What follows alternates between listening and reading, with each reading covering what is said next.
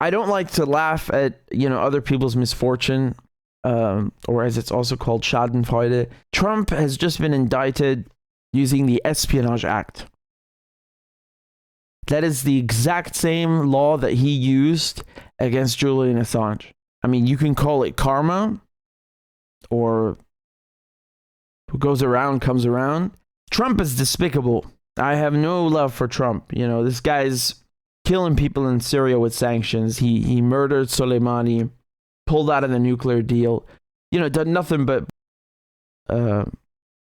nonsense. Putting neocons in his cabinet. What is that? This is just something else. I mean, really, what are the odds of that? People in traditionally neoliberal media going wild. They're so happy that Trump has been indicted, etc., etc.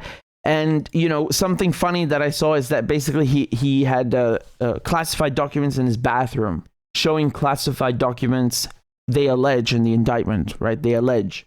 I frankly have no clue if this is true, and I don't care, and I'll tell you why in a second.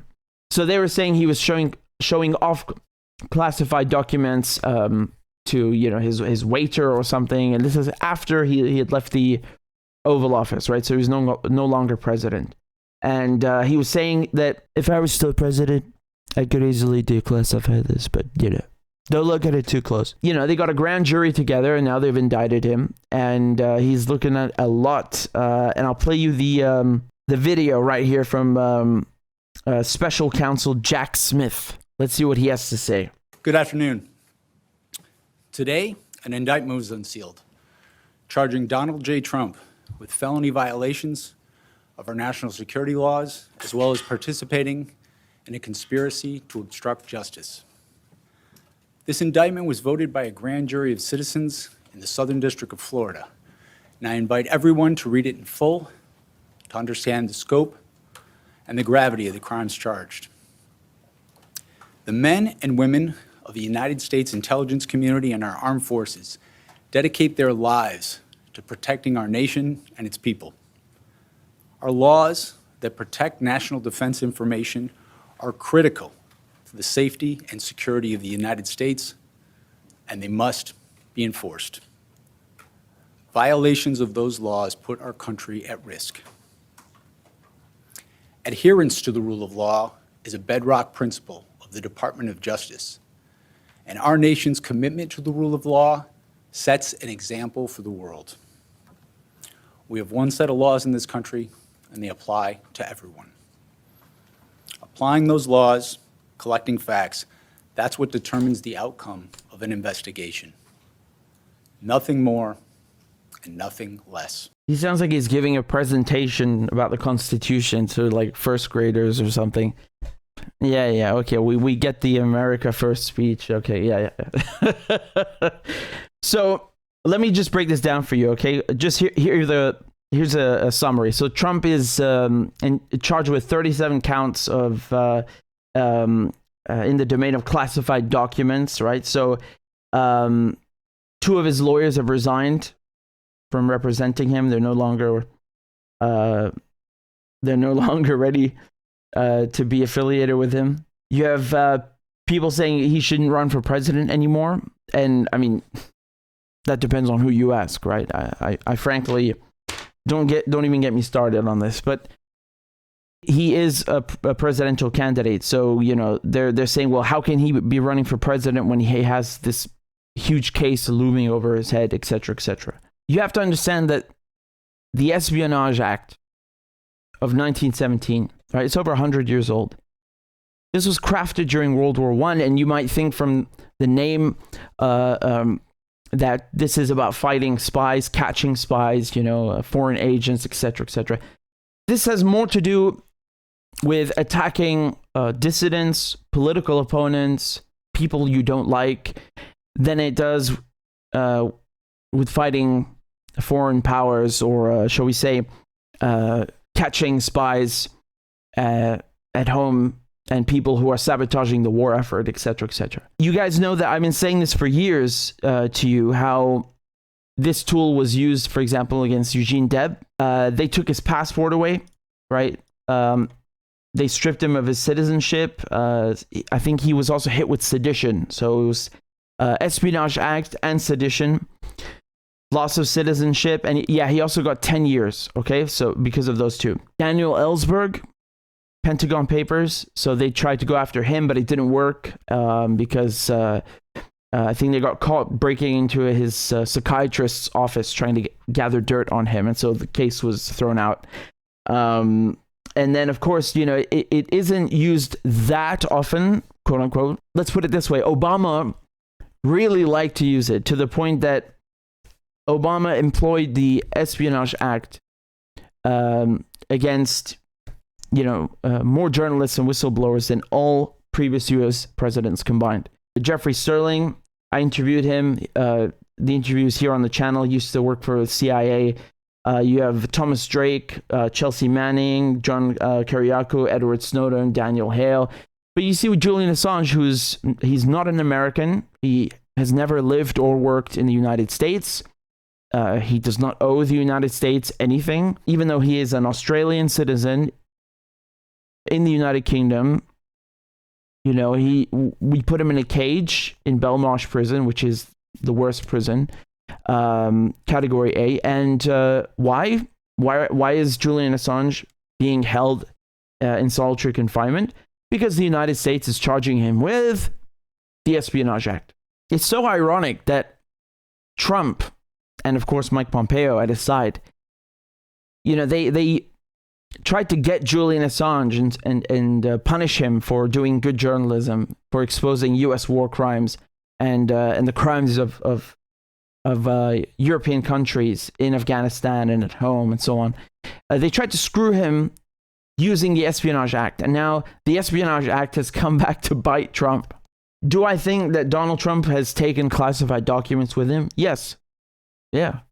I think he certainly did, and I think every U.S. president has taken them. But Joe Biden, who wasn't even president at the time, he was the vice president, also took home documents, and they found them recently, and so on. Does this mean they are spies? No.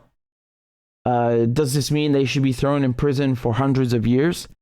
Well, yeah, but you know, more for killing people and murdering them with bombs and sanctions rather than taking a few documents that no one cares about. Catch my drift? So, you know, if you're going to go after these guys, I mean, you could easily open, a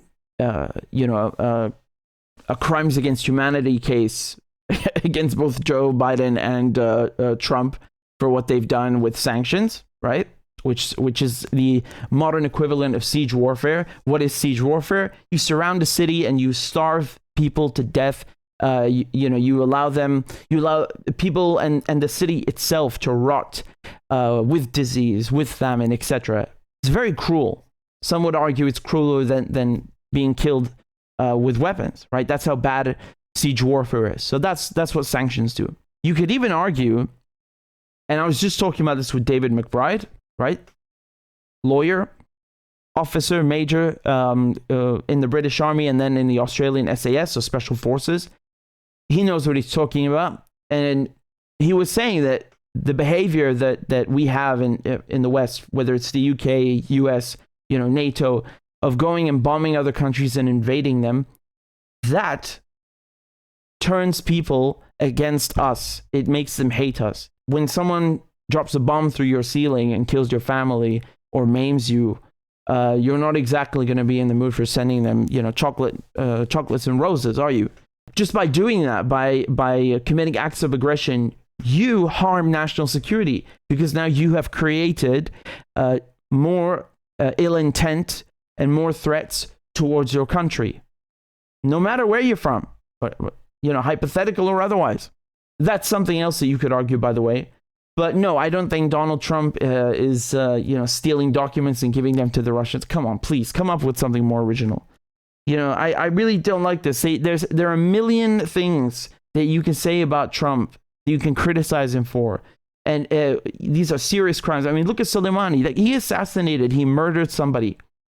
He murdered somebody. When you drone strike someone for no reason, and don't give me this, but Soleimani was targeting American soldiers. Where? In the United States? Where? In Iraq? What were they doing in Iraq? If American and British soldiers can come to Basra and Baghdad and run around Iraq, why can't the Iranians then? The difference, at least then, is that the Iranians care about stability, whereas, we don't. We care about oil. So this is not an excuse, and even in his so-called, justification, his pretext, he cited the war in Iraq. So this is the AOMF of 2002. What does Soleimani have to do with that? Did you fall into your time machine by accident? Like, go back 2 decades? What is this? Being the president of the United States doesn't give you the right to murder people. So, they're going after Trump, very simply put. They're using the Espionage Act, among other tactics, against Trump just because they don't like him. That's it. What I'm telling you is that the Espionage Act has always been a political tool, right? Donald Trump is not some martyr or something, or the poor victim. No. This has always been a political tool since its inception, okay?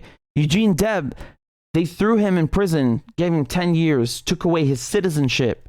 His citizenship stripped. Why? Because he was running for president. He was a socialist, and he told people not to go and not to go to war, not to obey the draft. All right. I know the Americans have a tendency to join wars a bit late. Cough, cough. But in any case, that's.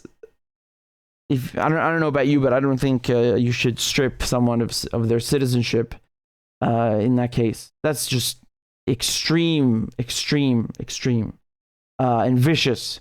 And it shows you over 100 years ago, right, what this is really about: attacking people you don't like, whether they deserve it or don't deserve it. I mean, this is completely irrelevant. The Espionage Act should be used for spies, and it's ironic, right? Because Pollard was an Israeli spy. Well, he was an American who was passing off American military secrets to Israel, right? So he betrayed his country.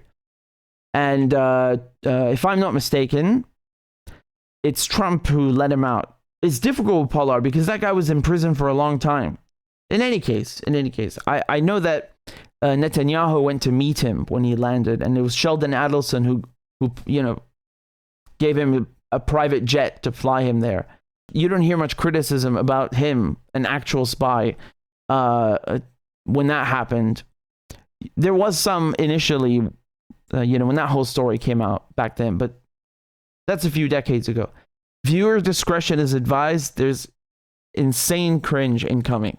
We brought somebody forward in our American national politics who's being treated this way. The problem is that we brought somebody forward in our national politics with these kinds of criminal liabilities. I mean, as he was going to the White House in 2016, he had to pay $25 million to settle fraud claims about his fake university.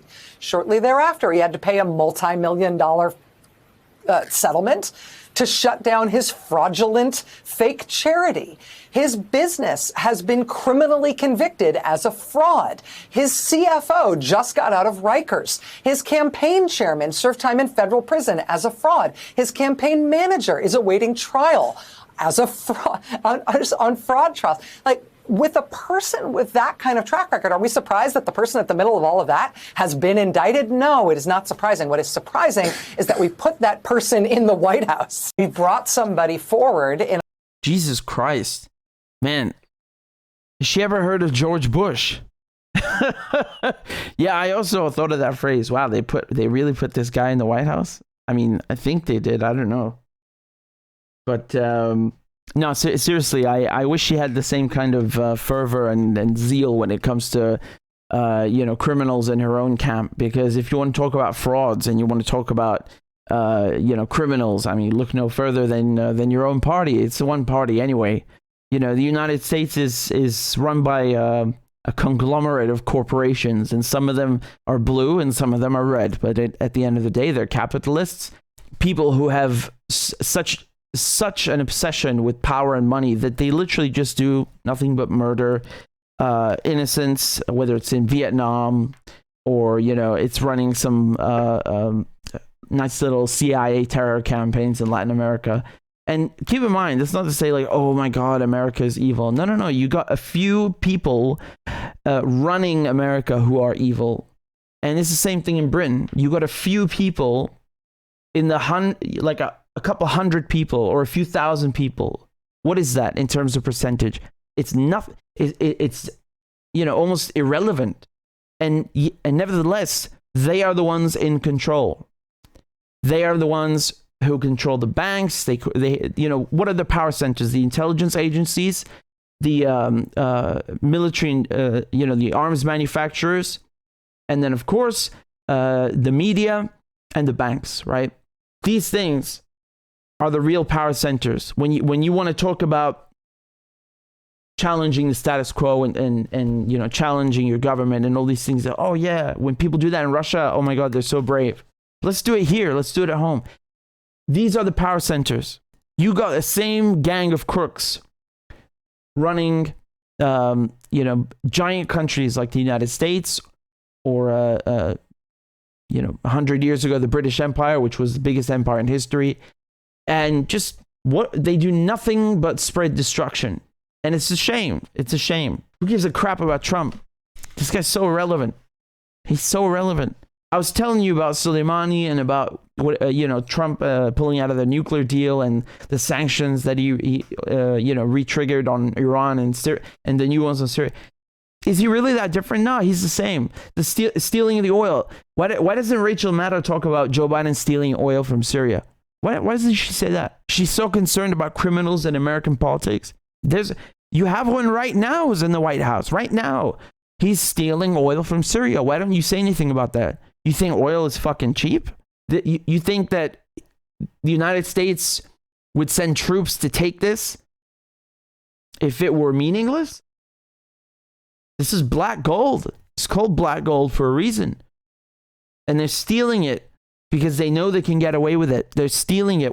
And it was Donald Trump who started it. Well, at least out in the open. And Joe Biden who continues it. They do it because Rachel Maddow, Fox News, pick whatever channel you like, the entire apparatus and the papers, the New York Times, Washington Post, blah, blah, there is nothing there that really, puts their feet to the fire. There's nothing there keeping them in check. And, they tell you, oh, well, the West is a real democracy. And, we even have the fourth pillar because we're so democratic. We're like uber democratic. We have a fourth pillar, right? In addition to the judiciary, legislative, and the executive. We have the media, the press. The press is so important. It is actually necessary because it needs to keep the government in check. Well, where is it? Man, I'm telling you, I watch the German news. I watch the French news, and it is just copy pasted, the same messaging, the same conditioning, the same garbage propaganda. Everything is the same. There's no difference. And if you thought that, oh well, in the UK maybe it's different from the US, yeah, there are some cultural differences and so on, but the underlying messaging, there's no difference. It's always the same. Why do you think that is? Because they're all equally enlightened? No.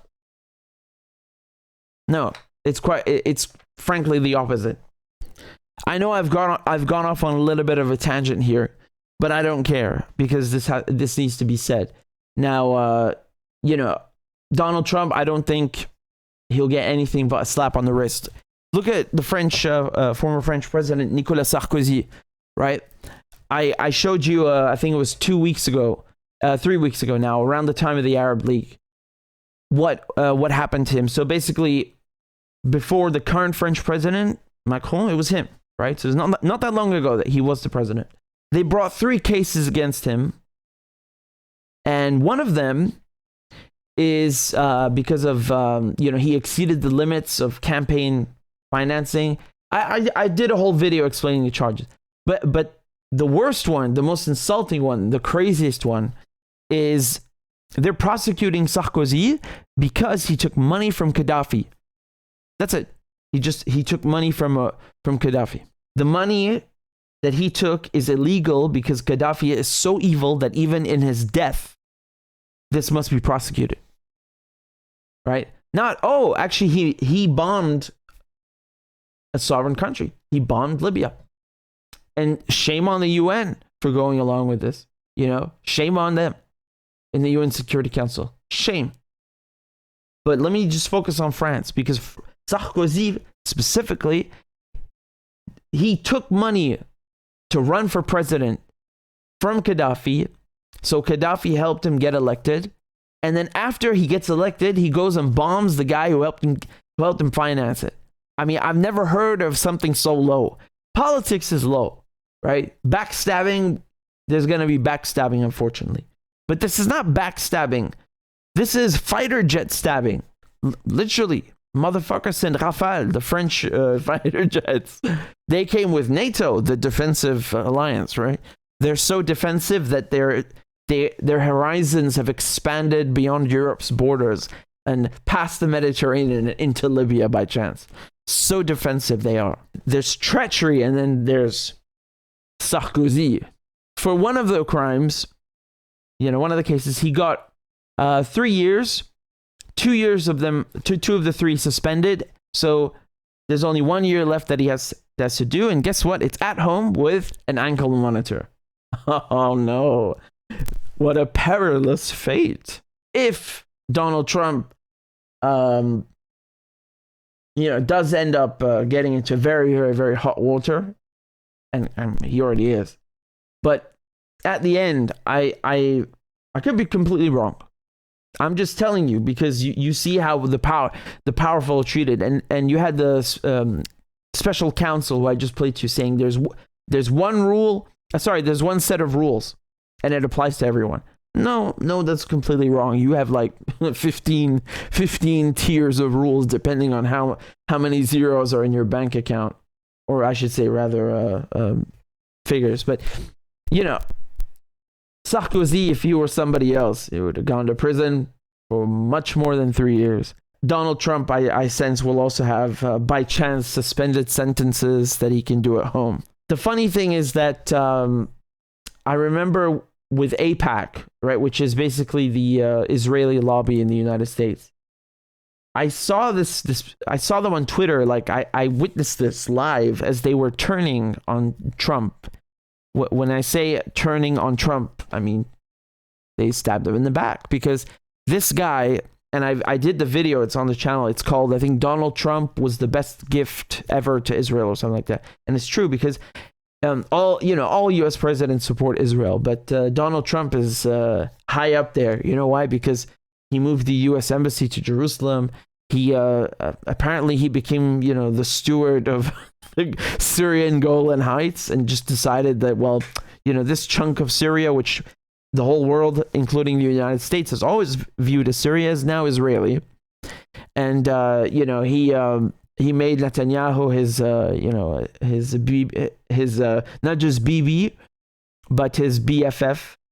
And on top of that, he was basically sending Mike Pompeo over to Jerusalem, not only to move the embassy, but to say this lousy speech that it is the eternal capital of Israel, and Palestinian two-state solution. What? Trump is not the one who came up with that. The two-state solution and the idea of a Palestinian state was waved farewell a long time ago in Washington, D.C.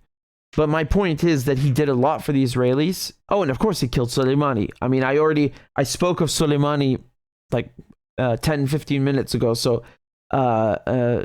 nevertheless, it's definitely worth mentioning. And Trump even, he blabs a lot, and he's said to people, or people have quoted him as allegedly saying that the Israelis pushed him to do it. I have no fucking doubt they pushed you to do it. Yes. And then, he was killing Americans. He didn't tell you the part where the Israelis pushed him to do it. Yeah, the Israelis don't like Soleimani. You know why? Because General Soleimani is not just some general with 4 stars or something on his epaulets. He was the head of the Islamic Revolutionary Guard Corps, the IRGC. Yes, okay, but why is he so important? Because he was basically helping, not running, because they tell you oh my God, everybody's a puppet of Iran. No. This guy was just helping and assisting other countries in the Middle East who are, what a coincidence, either occupied by the Israelis or the Americans. He was helping them to resist that, whether it's Hezbollah, whether it's Yemen, Syria, PMU in Iraq, and so on.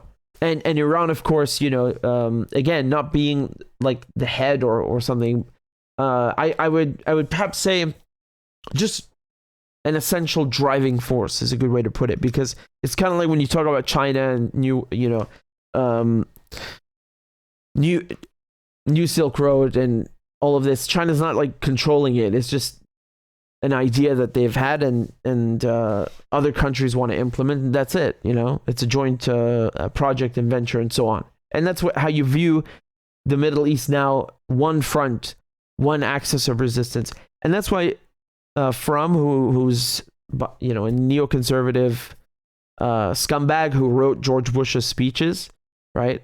It's like saying he wrote, it's like the equivalent of writing speeches for Hitler, I don't know if you guys remember, but I remember War on Terror, so-called, War on Terror, invasion of Iraq. I mean, this, if you watch that even now, it just sends chills down your spine. In any case, this guy, he came up with this term axis of evil. And so someone turned it, flipped it on its head and said, no, not axis of evil, axis of resistance. And it kind of stuck.